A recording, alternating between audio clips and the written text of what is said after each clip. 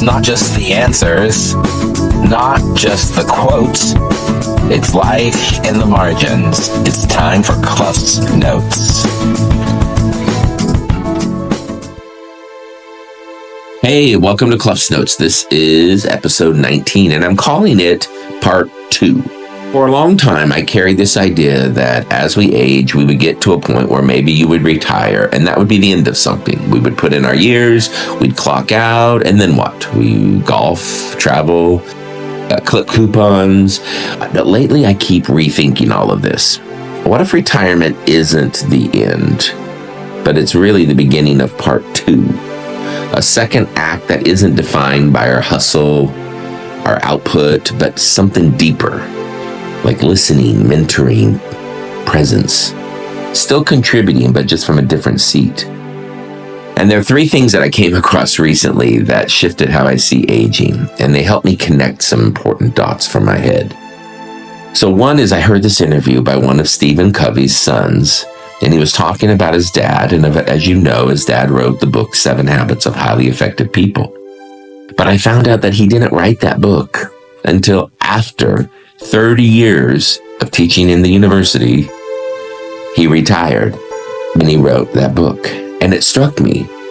Everything I know about Stephen Covey, everything, his books, his writings, his legacy, the movement he sparked, was all in his Part 2. He didn't stop. He just redirected.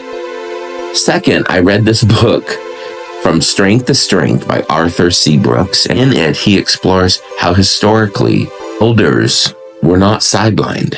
They were wisdom keepers, mentors, people who lived through enough to really offer perspective. If you can't turn off what drove you in Part 1, then let Part 2 be about teaching, coaching, guiding others that are still in the trenches. The third thing that connected with me was a book a friend recommended called Breaking the Age Code by Becca Levy. And in that book, the main idea is that the stories we tell ourselves about aging actually shape how we age. There's science behind it. Mindset doesn't just shift how we think, it actually affects our bodies. It reminds me of what we teach kids in the classroom about the power of a growth mindset versus a fixed mindset. And I kept thinking, why are we not applying that same thinking to aging? I love being a papa to Jasper and Harbor. I am not in the hamster wheel being a parent. I get to grandparent. So it's not pressure, it's presence. It's not production, it's support. And that's the kind of energy that I want to bring into this next chapter. Gentle, grounded, curious, playful, offering what I wish I had, and just contributing from a calmer place. Now, maybe you're not in Part 2 yet, and maybe it still feels far off. But my hope is that you've seen someone that inspired you because they came alive as they grew older.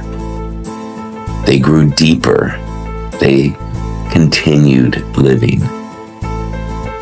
Maybe you're the one that needs to become that kind of presence for others. So here's your nudge. What's the story that goes through your head about getting older? Is it a slow decline? Or do you see it as a creative redirection? Because what if Part 2 is your most meaningful chapter? Not because of what you do, but because of how you show up.